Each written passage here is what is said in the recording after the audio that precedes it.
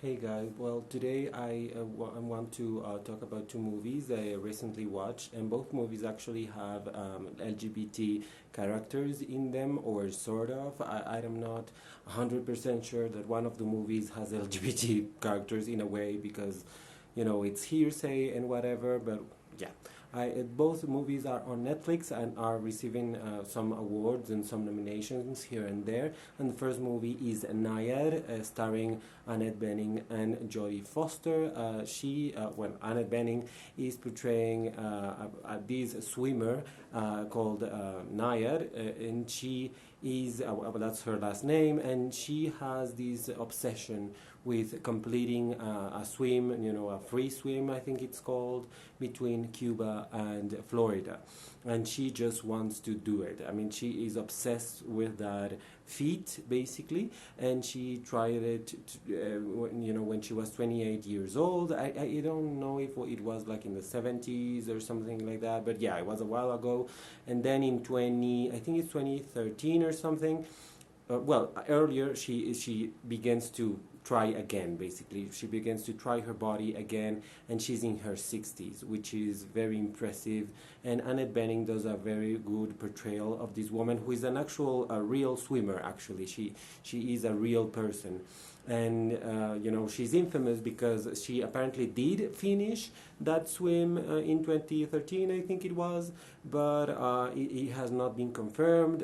The documentation she needed in order to prove that she did that is not 100% clear. And I think that the commission, there's always commissions and things in sports, and the one that checks in if she has completed that says that they don't have enough proof to say that she did complete it. I mean, according to her, she did, but according to her data, it's not really clear if she did. So, the movie basically portrays it as something that actually happened, but you don't really know if it actually happened. But that's not the point, actually. The point is that this woman has had, really problems in her life. She hasn't had like the most difficult life ever, but she has had some trouble, and mainly with the male, figures in her life. Not only her father, who she loved, and that he encouraged her to be a swimmer, but he left when she was very young because he was fed up with her mother, and actually they tried to say that he was fed up also with his children, which were only women, apparently, I think. So that's not really well said in the movie, not very clear. But also by her trainer, who was a very caring trainer at the beginning. But as we all know, trainers tend to take advantage of their position, and he actually raped her. She molested her, and apparently he did so the same thing with other swimmers in her team back in high school, I think it was, or middle school, whatever. But yeah, she has all these things, memories and things that she has suppressed, because she's not the kind of person to be a victim. She's the kind of person that perseveres and tries to be a survivor. And that's why she wants to do the swim, because the swim represents overcoming everything that she has in her mind and in her past. And I think that's a very beautiful way to portray it, because most times when we hear stories about survivors of rape or abuse or violence or whatever it is, it's always victims. It's always people that have been shrunk into nothing and that burst out as a phoenix, basically. And in this story, she doesn't do that because she's already the phoenix. She's already in number 12, 13, instead of being at a 5 where a victim would be, or even less. She's a feisty, fiery, fantastic woman that just wants to do something that makes a dent in history, and that for which she could be remembered all her life. And Annette Bening does a fantastic job. It's incredible that Annette Bening, being the fantastic actress that she is, has not won an Oscar ever. And I hope she gets nominated for this performance, because again, she does a fantastic job really being that type of woman, being that woman that won't give up for anything, and that even with her monsters in her mind, she really wants to do this incredible thing in the world, and that's amazing. And the way they portray, everything that happens on the boat and the swim, and there's a jellyfish that attack her and potential shark attacks. I mean, everything is very, very well done and very entertaining, and it keeps you very attentive to the screen, which is something that not all movies are doing these days, to be honest. And also there's Jodie Foster, who plays her best friend. I mean, at the beginning I thought she was like her partner, like her love interest, but no, they are both lesbians, but actually Jodie Foster is just her best friend, and she loves her, and she's always been by her side, and she decides, Annette Bening decides that she wants her friend to be her trainer in that moment, and she wants her to be the one that leads her to this magnificent end of achieving this goal of swimming from Cuba to Florida. And she does it. I mean, Jodie Foster's character at the beginning, I forget her name actually, she begins not being very sure what she's doing, because she's not a trainer. She doesn't really know that much about training for being a trainer for swimmers, but she learns quickly, and she discovers that she has this power inside of her, and this caring side that really is her power, basically. And I think that's beautiful, and I think no other actress could have done something as beautiful as Jodie Foster did. I mean, Jodie Foster has 2 Academy Awards. She's going to be nominated for this role too, because she's amazing. She's just a best friend. She's just a woman that is very kind, and she really wants the best for her friend. And I think that's fantastic. And she's honest, and she's not one of those friends that just says whatever the other friend wants to hear, but she tells it like it is. And I think that's very admirable from her. And I think Jodie Foster does a fantastic job with that character. So this movie, mainly it's about those 2 performances and a little bit of the setting. I think the screenplay is pretty nice, although it really relies a lot on documentary footage, which is an interesting way to do a movie about a real person, but sometimes it takes you off a little bit of the story. So I don't know, maybe I would nominate the screenplay, maybe not. I'm not really sure, but I mean, original screenplays are not really thriving this year, so maybe nominated for screenplay, but every other thing is fine. I mean, the cinematography and the art direction and the costume design and the makeup is really well done. I mean, the makeup is fantastic, actually, but it's all fine. It's not incredible aside from the makeup and the performances. So yeah, I mean, it's not going to sweep any awards, but it's very well worth your time on Netflix. As for the second movie that I'm going to talk about, it's called Maestro, and it has been on Netflix for a few weeks, I think. It's Bradley Cooper's latest movie. He is a director here, but also the lead actor in the movie. It's about a composer named Leonard Bernstein. I don't know how to pronounce that name, but he was the leading conductor of the New York Philharmonic Orchestra. And I know I mispronounced that, but whatever.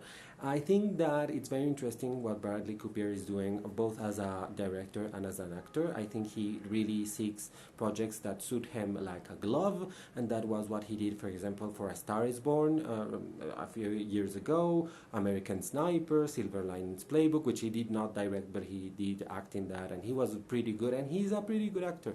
I have to say that Bradley Cooper is not only a very attractive man, but he's also a very talented man. And he hasn't won an Academy Award, and I think we know that at some point he will win an Academy Award, or not, who knows, but I hope he does, because he's a really hard worker. However, in this movie, which is about this conductor, there's a fake out at some point, because you think it's going to be the traditional biography of someone that is famous, of someone that has done something in the world that's worth talking about. But it ends up being more of a love story, of the story about how this man loves, basically. And I don't think it was worth to take the name of Leonard Bernstein, which is apparently a famous person, in order to make this movie. I mean, this movie doesn't really tell me anything about Mr. Bernstein. I mean, it says at one point that he's internationally famous, and I can confirm that's not true. That's not true at all. Yeah, maybe for people that are very into music, that are very into classical music and orchestral music, I guess they must know him in every corner of the planet. But if you're just a casual person, you don't have any clue who he is. I mean, I just knew who he was because prior to this I watched a review from someone on YouTube, but that was it. I didn't know who he was, and this movie doesn't make it that better. I mean, at any point you see what he actually did, what he actually accomplished, and it's funny because in the movie he actually says, "I have accomplished so little." Well, apparently so, because they don't tell me in this movie what the fuck he did. I mean, there are like glimpses and things, but even those glimpses are so small that it's difficult to catch them. And when you catch them, I think it's because you know that project. For example, I heard the West Side Story theme, basically, and I knew it was that, and because I know that movie and I know that play, and so I know that world. But many people don't know that, so they will hear that and they will be like, whatever. So it's kind of useless to have used Leonard Bernstein as a character when you're not really using him. You're just using a guy. And so I think this is one of those biographies or movies that are loosely based on something, but are not really based on anything. I mean, it's also funny that his wife, portrayed by Carey Mulligan, is a I don't really forget where she's actually from. I think she was born in Costa Rica, but then she moved to somewhere in the United States, and then she went to Chile, and then she came back to New York, and she has an English accent, which is Carey Mulligan's accent, which is insane. I mean, it doesn't make any fucking sense. I mean, and Carey Mulligan is not Chilean, Costa Rican, or wherever the fuck the actual woman was. So again, it's loosely based. It's extremely loosely based on Leonard Bernstein's story. And again, they try to make this a romantic drama, basically, about romance, about love, and about how admirable it was that these two people were in love. And yeah, they tried to do that, especially at the end, and spoiler alert, but I have to say this, the woman dies of cancer, and he takes care of her in her last few days with her family, because they had children and everything. But aside from that, and from the first scenes they have together where they meet and they fall in love, which are very, very well done and very beautiful, nothing happens between them. There's no glimpse of actual love in the movie between the two of them. Sure, they had children, but he was fucking guys before he met her, and during their relationship, and after they were divorced. So it doesn't make any fucking sense, to be honest. And sure, you can be in love with someone even if you are with other people. I think that's absolutely possible. However, it doesn't make any sense how the movie wants you to believe in that. And again, it seems like a lot of loose scenes that are mashed up together to make you believe something that is just not there. I mean, I don't buy this fantastical love that they try to convince us by the end of the movie. I didn't see it. I didn't see that from her. I didn't see that from him. And actually, again, Bradley Cooper is a great actor. In this movie, I think he's doing a bit too much. He's doing a bit too much. He's exaggerating quite a lot, to be honest. And I think he really wants that Academy Award. He's going to be nominated for Best Actor, for sure. Not Best Director. You can forget about it. But Best Actor, for sure. And Carey Mulligan is fantastic as Felicia, his wife. I mean, she's a fantastic actress, Carey Mulligan. But even though she has a great monologue at some points, and she has like these beautiful clips of monologues that she bursts out against him, and it's very well done, the movie lacks something. The movie doesn't have a really good screenplay, to be honest. It's not that meaty. It's not that well thought. It's not that smart, to be honest. It's smart at points, but it's not smart all over. So you either do one thing or the other. What is this? A romantic comedy? Is this one thing? Is this the other? So you really have to think about that. So I really liked the performance by Carey Mulligan. Again, I think it's the best part of the movie. I really like the cinematography. It's very well thought. Even though they changed from black to white to color, like without any meaning, but whatever. It really has a beautiful photography, beautiful takes and everything, shots. The art direction is fine. I think it's fine. I mean, I don't think it's fantastic. Same for the costume design. It's fine. I mean, it's not fantastic, but it's okay. I mean, yeah, I mean, the makeup is idiotic, to be honest, because of the stupid nose that, again, if you didn't have to do Leonard Bernstein, so I don't care for that makeup for that reason. I think it's just useless, to be honest. It's not that it's not well done. It is very well done, the makeup, but it's useless to the actual story. It doesn't really matter at the end of the day. And that's what's important about these different departments in a movie, that they all coalesce in order to form a beautiful, rounded thing. In this case, it really doesn't. So yeah, I mean, even though there are things that I liked about this movie, and I do think at points it's really cute, and I have to say something before I cut this video, I finished the video, and it's the portrayal of LGBT people, because apparently Leonard Bernstein was bisexual or something, or gay or whatever. I mean, she even says to him that he's a queen at some point, so, he's LGBT somewhere. The thing is that they portray LGBT people and gay men especially, as if everyone was very open in 1950s New York, which is the most ridiculous thing I have seen in a movie. I think it's insulting, to be honest. I mean, there's a scene in which Matt Bomer and Bradley Cooper touch faces in Central Park, apparently, on the street in front of everyone. No one cares. I mean, people pass by and no one gives a fuck. And are you telling me that really happened in the 1950s in New York? I know New York is a very liberated, inclusive city, but come the fuck on. I mean, and no one believes that. No one in the planet believes that, especially when we have seen so many movies about this same period in the history of the United States when LGBT people were arrested for kissing in a fucking park, and you're telling me that these people, just because they're famous, I mean, I don't know, they fuck everyone.